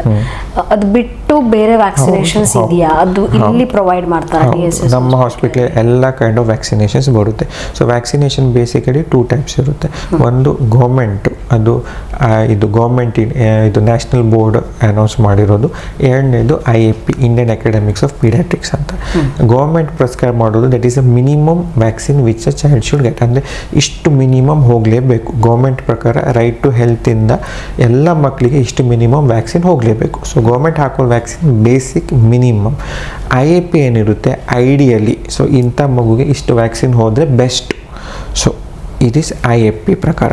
ಸೊ ಸುಮಾರು ಜನ ಗೌರ್ಮೆಂಟ್ ಅಷ್ಟೇ ಪ್ರಿಫರ್ ಮಾಡ್ತಾರೆ. ಗೌರ್ಮೆಂಟ್ ಪ್ರಿಫರ್ ಮಾಡೋದು ಓಕೆ, ಬಟ್ ಅಗೇನ್ ಐಡಿಯಲಿ ಒಳ್ಳೆಯದಲ್ಲ ಅದು. ಸೊ ಐಡಿಯಲಿ ಗೌರ್ಮೆಂಟ್ ಬಿಟ್ಟು ನಾ ರಿಕಮೆಂಡ್ ಮಾಡೋದು 3 ವ್ಯಾಕ್ಸಿನ್ಸ್ ರಿಕಮೆಂಡ್ ಮಾಡ್ತೇನೆ. ಫಸ್ಟ್ ಒಂದು ಫ್ಲೂ ವ್ಯಾಕ್ಸಿನ್, ಸೆಕೆಂಡ್ ಒಂದು ಹೆಪಟೈಟಿಸ್ ಜಾಂಡಿಸ್ ಇಂದು, ಮೂರನೇದು ಟೈಫಾಯ್ಡ್ ವ್ಯಾಕ್ಸಿನ್ಸ್. ಫ್ಲೂ ವ್ಯಾಕ್ಸಿನ್ ಆವಾಗ ಹೇಳಿದಂಗೆ ಪದೇ ಪದೇ ಜ್ವರ ಬರೋದು, ನೆಗಡಿ ಬರೋದು ಕಮ್ಮಿ ಮಾಡುತ್ತೆ. ಐಡಿಯಲಿ ನಾನು ಮಕ್ಕಳಿಗೆ 6 ತಿಂಗಳಕ್ಕೊಂದು 7 ತಿಂಗಳಕ್ಕೊಂದು ಹಾಕಿಸ್ತೇನೆ. ಮತ್ತು ಬೆಳೀತಾ ಇಫ್ ಪದೇ ಪದೇ ಜ್ವರ ಬರ್ತಾ ಇದ್ದಲ್ಲಿ ವರ್ಷ ಆಗ್ತಾ ಹೋಗಬೇಕಾಗುತ್ತೆ ಫಸ್ಟ್. ಸೆಕೆಂಡ್ ಬರೋದು typhoid vaccine. Typhoid vaccine usually 6 ಮಂತ್ಸಿಂದ 1 year ತನಕ ಕೊಡ್ಬೋದು. ಅಗೇನ್ ಟೈಫಾಯ್ಡು ನಿಮ್ಗೆ ಗೊತ್ತು, ಸಿರ್ಸಿ ಅಕ್ಕಪಕ್ಕದಲ್ಲಿ ತುಂಬ ಕಾಮನ್, ಊಟದಿಂದ ಸ್ಪ್ರೆಡ್ ಆಗುತ್ತೆ ಅದು. ಸೊ ಅದನ್ನು ತಡೀಲಿಕ್ಕೆ ಟೈಫಾಯ್ಡ್ ವ್ಯಾಕ್ಸಿನ್, ಅದು 1 ಡೋಸ್ ಅಷ್ಟೇ ಸಾಕಾಗುತ್ತೆ. ಯೂಶ್ವಲಿ 6 ತಿಂಗಳಿಂದ 1 ವರ್ಷ. ನಾ ಯೂಶ್ವಲಿ 1 ವರ್ಷ ಪ್ರಿಫರ್ ಮಾಡ್ತೇನೆ. 1 ವರ್ಷ ಹಾಕಿದರೆ it will give very good response. ಮೂರನೇದಿರೋದು ಹೆಪಟೈಟಿಸ್ ಜಾಂಡಿಸ್, ಹೆಪಟೈಟಿಸ್ A ಅಂತೇವೆ. ಸೊ ಅಗೇನ್ ಆ ವ್ಯಾಕ್ಸಿನು 2 ವ್ಯಾಕ್ಸಿನ್ ಕೊಡಬೇಕಾಗುತ್ತೆ. 1 ವರ್ಷಕ್ಕೊಮ್ಮೆ 1.5 ವರ್ಷಕ್ಕೊಮ್ಮೆ ಕೊಡಬೇಕಾಗುತ್ತೆ. ಸೊ ಅದು ಹೆಪಟೈಟಿಸನ್ನು ಪ್ರಿವೆಂಟ್ ಮಾಡುತ್ತೆ. ಅದನ್ನು ಬಿಟ್ಟು ತುಂಬ ವ್ಯಾಕ್ಸಿನ್ಸ್ ಇದ್ದಾವೆ.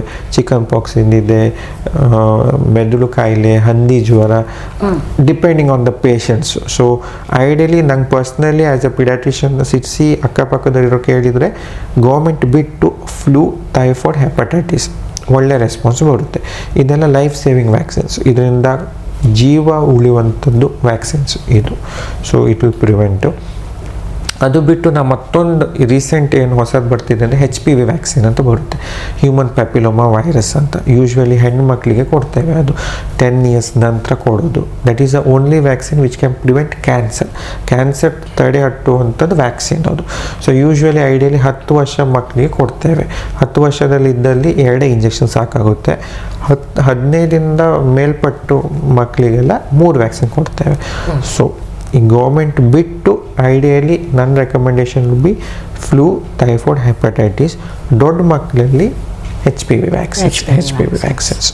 ಓಕೆ. ಸೊ ಡಾಕ್ಟರ್ ಅವಾಗ ನೀವು ಹೇಳಿದ್ರಿ coconut oil is the best moisturiser for kids ಅಂತ. ಬಟ್ ಒಂದು ಮಿತ್ತಿಗೆ ದೀಪಾವಳಿ ಹಬ್ಬದಲ್ಲಿ ನಾವು ನೋಡ್ತೀವಿ ಕಿವಿ ಕೆಲವೊಬ್ರು ಎಣ್ಣೆ ಹಾಕ್ತಾರೆ ಅಥವಾ ಕಣ್ಣಿಗೆ ಹಾಕೋದು. ಸೊ ಈ ಥರ ಮಾಡೋದ್ರಿಂದ ಇನ್ಫೆಕ್ಷನ್ ಜಾಸ್ತಿ ಆಗುತ್ತೆ. ಸೊ ಸಿಂಪಲ್ ಟ್ರೆಡಿಷನ್ ಇದೆ ಕೆಲವೊಂದು ಹಬ್ಬದಲ್ಲಿ ಆ ಥರ ಮಾಡೋದು. ನಮ್ಮ body it is water resistant, water proof ಅಲ್ಲ, ವಾಟರ್ ರೆಸಿಸ್ಟೆಂಟ್. ಏನಾದ್ರು ನೀರು ಹಾಕಿದ್ದೆ ಸುರಿದು ಹೋಗ್ಬಿಡುತ್ತೆ. ಹಾಗೆ ಕಿವಿದಲ್ಲೂ. ಸೊ ಕಿವಿ ನೀರು ಹೋದರೂ ಇಡಲ್ಲ, ಹೋಗ್ಬಿಡುತ್ತೆ.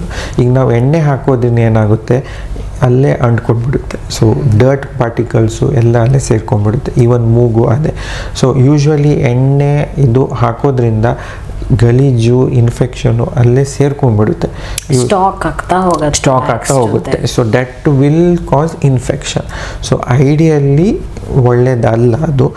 ಬಟ್ ಅಗೇನ್ ಸಂಸ್ಕೃತಿ ಇರೋದ್ರಿಂದ ಸ್ವಲ್ಪ ಅವಾಯ್ಡ್ ಮಾಡಿದಷ್ಟು ಒಳ್ಳೆಯದು ಅದು. ಸೊ ಐಡಿಯಲಿ ಎಣ್ಣೆ ಹಾಕೋದು ಬದಲು ಜಸ್ಟ್ ವೈಪ್ ಮಾಡೋದು, ಕಿವಿ ನೀರಿಂದ ಜಸ್ಟ್ ಒರೆಸೋದು, ಮೂಗಿಗೆ ಡ್ರಾಪ್ಸ್ ಹಾಕೋದು. ಇನ್ಸ್ಟೆಡ್ ಆಫ್ ಇದು ಆಯಿಲ್ ಬದಲು ಸಲೈನ್ ಡ್ರಾಪ್ಸ್ ಸಿಗುತ್ತೆ. ಸಲೈನ್ ಡ್ರಾಪ್ಸ್ ಅಂತ ಮೂಗಿಗೆ ಹಾಕೋದು, ಕಿವಿ ಇದು ಮಾಡ್ಕೊಡೋದು, ಅದರಿಂದ ಕ್ಲೀನ್ ಮಾಡ್ಕೊಡೋದು ಒಳ್ಳೆಯದು. ಓಕೆ, ಅಂದರೆ ಮಾಯಿಶ್ಚರೈಸರ್ ಆಗಿ ನಾವು ಬಾಡಿ ಪಾರ್ಟ್ಸಿಗೆ ಬಾಡಿ ಸ್ಕಿನ್ ಮಾಡೋದು ಒಳ್ಳೆಯದು. ಸೊ ಕಿವಿ ಒಳಗೆ ನೀರು ಹಾಕೋದ್ರಿಂದ ಅದು ಸ್ಟಾಕ್ ಆಗ್ತಾ ಹೋಗುತ್ತೆ. ಸೊ ಅದು ಗಲೀಜು ಅಂಟ್ಕೊಂಡು ಹೋಗ್ಬಿಡುತ್ತೆ. ಯೂಶಲಿ ಏನಾಗುತ್ತೆ, ಅದು ತಂತಾನೆ ಬೀಳ್ತಾ ಇರುತ್ತೆ, ಕಿವಿ ಇದು ಮೂಗಿಂದು ಕ್ಲಿಯರ್ ಆಗ್ತಾ ಇರುತ್ತೆ. ನೀವು ಆಯಿಲ್ ಹಾಕಿದಷ್ಟು ಕಲೆಕ್ಷನ್ ಆಗಿ ಗಲೀಜಿಗೆ ಸಿಂಪಲ್ ಗಲೀಜಿಗೂ ಇನ್ಫೆಕ್ಷನ್ ಆಗಿ ಇನ್ಫೆಕ್ಷನ್ ಆಗಿಬಿಡುತ್ತೆ ಅದು. ಓಕೆ, ಇವಾಗ ಆಯಿಲ್ ಮಸಾಜ್ ಚಿಕ್ಕ ಮಕ್ಕಳಿಗೆ ಮಾಡ್ತೀವಿ ಅಂದರೆ ಕಾಲ ಮೇಲೆ ಮಲಗಿಸಿ ಫುಲ್ ಮಸಾಜ್ ಮಾಡ್ತೀವಿ, ಕೈಗೆ ಕಾಲಿಗೆ ಎಲ್ಲ ಎಣ್ಣೆ ಹಚ್ತೀವಿ. ಇದನ್ನು ಎಷ್ಟು ವರ್ಷ ತನಕ ಕಂಟಿನ್ಯೂ ಮಾಡಬೇಕು? ಅನ್ಲೆಸ್ ಬೇಬಿ ಎಲ್ಲಿ ತನಕ ಅಕ್ಸೆಪ್ಟೇಬಲ್, ಬೇಬಿ ಅಲೌ ಮಾಡುತ್ತೋ ಅಲ್ಲಿ ತನಕ ಮಾಡೋದು ಒಳ್ಳೆಯದು. ಐಡಿಯಲಿ ಹೌದು, ಒಂದ್ಸಲ ಅಳ್ಲಿಕ್ಕೆ ಸ್ಟಾರ್ಟ್ ಆಗುತ್ತೆ, ಇರಿಟೇಟ್ ಆಗಿಬಿಡುತ್ತೆ. ಐಡಿಯಲಿ 5-6 ತಿಂಗಳ ತನಕ ಮಾಡೋದು ಒಳ್ಳೆಯದು. ಬಟ್ ಅಗೇನ್ ನೋಡಿ ಮಾಡಬೇಕು. ಸುಮಾರು ಜನ ಬಿಸಿ ಎಣ್ಣೆ ಹಾಕಿ ತಿಕ್ಕಿ ಮಾಡ್ತಾರೆ. ದಟ್ ವಿಲ್ ಅಗೇನ್ ಚರ್ಮ ಸುಟ್ಟು ಕಪ್ಪಗಾಗಿಬಿಡ್ತಾರೆ ಅವರು. ಸೊ ಚರ್ಮ ಸುಟ್ಟೋಗ್ಬಿಡುತ್ತೆ. ಸೊ ಐಡಿಯಲಿ ಕೋಲ್ಡ್ಗಿಂತ ಸ್ವಲ್ಪ ವಾರ್ಮ್ ಎಣ್ಣೆ, ಟ್ರೇನ್ಡ್ ಪರ್ಸನ್, ಸುಮಾರು ಜನ ಟ್ರೇನ್ಡ್ ಸೀನಿಯರ್ಸ್ ಇರ್ತಾರೆ, ಅವ್ರ ಕಡೆ ಮಾಡೋದ್ರಿಂದ ಒಳ್ಳೆಯದು. ಅದರಿಂದ ಬೆನಿಫಿಟ್ಸ್ ತುಂಬ ಇದೆ. ಡೆವಲಪ್ಮೆಂಟು, ಬೆಳವಣಿಗೆ ಮತ್ತು ಇವನ್ ಮೂಮೆಂಟ್ಸು ಎಲ್ಲ ಇಂಪ್ರೂವ್ ಆಗುತ್ತೆ. ಡಾಕ್ಟರ್, ಇವಾಗ ಮದರ್ ನ್ಯೂಟ್ರಿಷನ್ ಬೇಬಿ ನ್ಯೂಟ್ರಿಷನ್ಗೆ ಅಥವಾ ಅದರ ಬೆಳವಣಿಗೆಗೆ ಎಫೆಕ್ಟ್ ಆಗುತ್ತೆ ಅಂತ ಹೇಳಿದ್ರಿ. What about home atmosphere? ತಾಯಿ ಯಾವ ಥರ ಓದ್ತಾಳೆ ಅಥವಾ ಏನು ಅವಳು ಥಿಂಕ್ ಮಾಡ್ತಾಳೆ, ಅವಳ ಮೆಂಟಲ್ ನೇಚರ್ ಹೆಂಗಿದೆ, ಮನೇಲಿ ಹೆಂಗೆ ಜನ ಇದ್ದಾರೆ, ಅದು ಬಿಫೋರ್ ಡೆಲಿವರಿನೇ ಅಲ್ಲಿಂದನೇ ಎಫೆಕ್ಟ್ ಆಗ್ಲಿಕ್ಕೆ ಸ್ಟಾರ್ಟ್ ಆಗುತ್ತಾ? So before at the time of conception ಅಂತೇವೆ. ಸೊ ಆ ಟೈಮಿಂದನೂ ಸ್ಟಾರ್ಟ್ ಆಗ್ತಾ ಹೋಗುತ್ತೆ. ಯೂಶ್ವಲಿ ಈಗ ಹೊಸದೇನಿದೆ, ಡೆಲಿವರಿ ಕನ್ಸೆಪ್ಷನ್ಗಿಂತ ಮುಂಚೆನೇ ಯೂಶ್ವಲಿ ಒಂದು ಟ್ಯಾಬ್ಲೆಟ್ಸ್ ಕೊಡ್ತಾರೆ, ಫೋಲಿಕ್ ಆ್ಯಸಿಡ್ ಅಂತ ಕೊಡ್ತಾರೆ. ಸೊ ದಟ್ ಮಗು ಡೆವಲಪ್ಮೆಂಟ್ ಚಲೋ ಆಗಲಿ ಅಂತ. ಸೊ ಅಲ್ಲಿಂದ ಅಂಟಿಲ್ ದೊಡ್ಡವರಾಗೋ ತನಕ ಅಪ್ಪ ಅಮ್ಮ ಹೋಮ್ಲಿ ಎನ್ವಿರಾನ್ಮೆಂಟು ತುಂಬ ಮ್ಯಾಟರ್ ಆಗುತ್ತೆ. ಸೊ ಅವ್ರ ಅಪ್ಪ ಅಮ್ಮ ಹೇಗಿದ್ದಾರೆ, ಅಮ್ಮನ ಏನು ಥಿಂಕಿಂಗ್ ಇದೆ, ಸೊ ಎಲ್ಲ ಮ್ಯಾಟರ್ ಆಗುತ್ತೆ. ಈ ಡೆಲಿವರಿ ಆಗುವಾಗ ಅಮ್ಮ ಖುಷಿ ಇದ್ದಲ್ಲಿ, ಆರಾಮಿದ್ದಲ್ಲಿ baby will be healthy, more healthy. ಅಮ್ಮ ಸ್ಟ್ರೆಸ್ಸಲ್ಲಿದ್ದಾರೆ, ತುಂಬ ನರ್ವಸ್ ಆಗ್ತಾ ಇದ್ದಾರೆ, ಅಮ್ಮಂಗೆ ಪದೇ ಎನ್ಸೈಟಿ ಇಶ್ಯೂಸ್ ಬರ್ತಾ ಇದೆ, ಯೂಶ್ವಲಿ ಮಗು ವೇಟ್ ಕಮ್ಮಿ ಆಗೋದು, ಡೆವಲಪ್ಮೆಂಟ್ ಸರಿ ಆಗಲ್ಲ, ಕುಪೋಷಕ ಮಗು ಅವೆಲ್ಲ ಅದೇ ಡೆವಲಪ್ಡ್ ಬೇಬೀಸು ಬರುತ್ತೆ. ಅದು that is before delivery. Delivery ಆದ ನಂತರನೂ ತುಂಬ ಮ್ಯಾಟರ್ ಆಗುತ್ತೆ. ಸೊ ಮಗುಗೆ ಅಪ್ಪ ಅಮ್ಮನೇ ಎಲ್ಲ ಸರ್ವಸ್ವ. Like father is the hero, first hero, mother is the first heroine. ಅವರಿಗೆ ಅಬ್ಸರ್ವ್ ಮಾಡ್ತಾರೆ ಅಪ್ಪ ಅಮ್ಮ ಹೇಗಿದ್ದಾರೆ.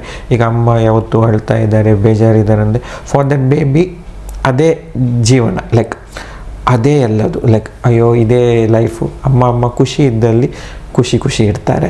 ಮತ್ತು ಅಪ್ಪ ಅಮ್ಮ ಹೇಗೆ ಬಿಹೇವ್ ಮಾಡ್ತಾರೆ, ಅವ್ರು ಬೇರೆಯವ್ರ ಜೋಡಿ ಹೇಗೆ ಬಿಹೇವ್ ಮಾಡ್ತಾರೆ. ಈಗ ಯೂಶ್ವಲಿ ಅಪ್ಪ ಅಮ್ಮ ಬೇರೆಯವ್ರ ಜೋಡಿ ಹೇಗೆ ಬಿಹೇವ್ ಮಾಡ್ತಾರೆ, ಅದೇ ಮಗುನೂ ಫಾಲೋ ಮಾಡುತ್ತೆ.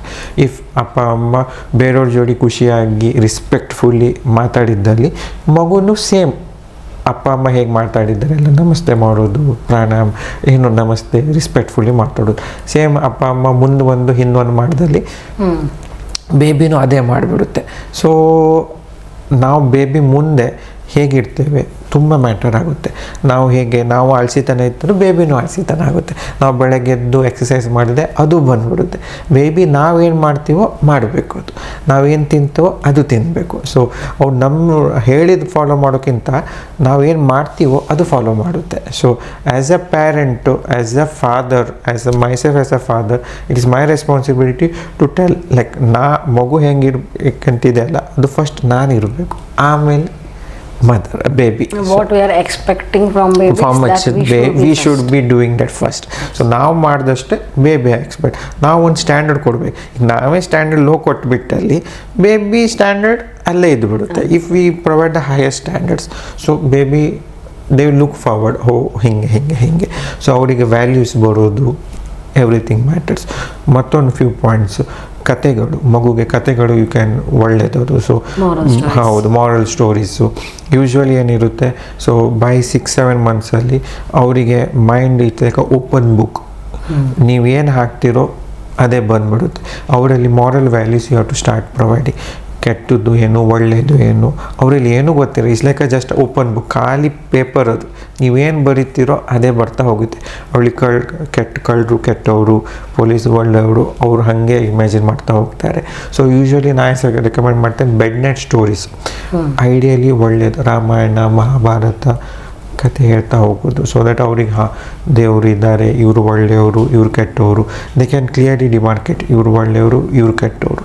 ಅದೇ ಟೈಮಲ್ಲಿ ಈಗ ಪ್ರಾಬ್ಲಮ್ ಏನಾಗ್ತದೆ, they showing mobiles. In mobile ಏನಾಗುತ್ತೆ, ಹೀರೋಯಿನಿಗೆ ಹೊಡಿತಾನೆ ವಿಲ್ಲನ್ನು. So for them they are the real. ನಮಗದು mobile, but for babies that is the reality.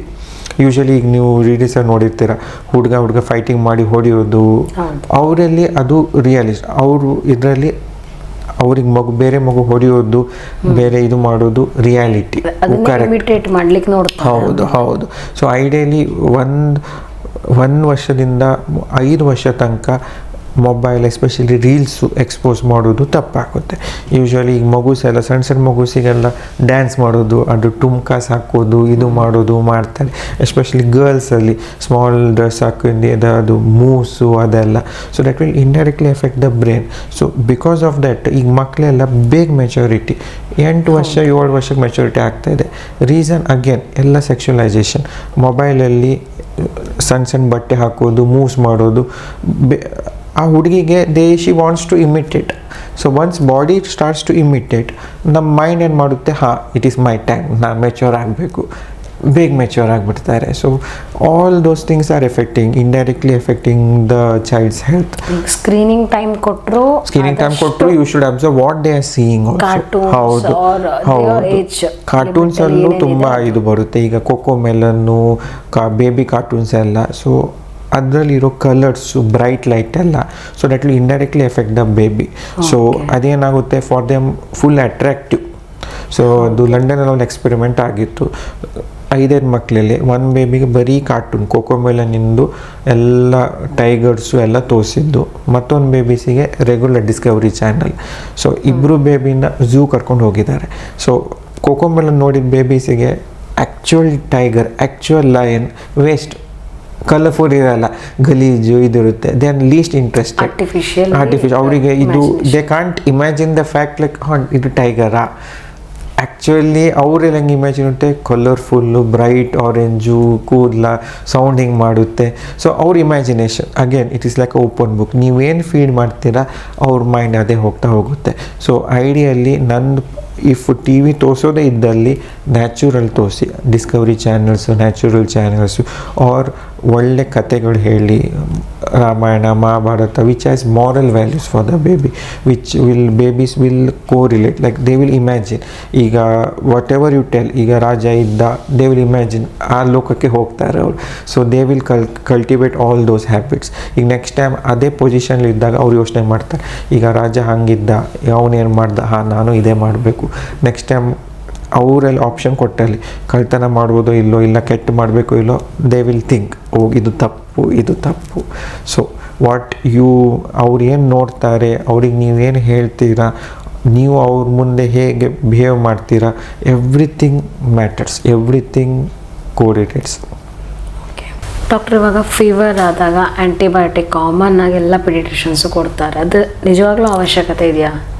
Antibiotics ಬೇಕೋ ಬೇಡೋ ಪೀಡಿಯಾಟ್ರಿಷಿಯನ್ ಡಿಸೈಡ್ ಮಾಡಬೇಕು.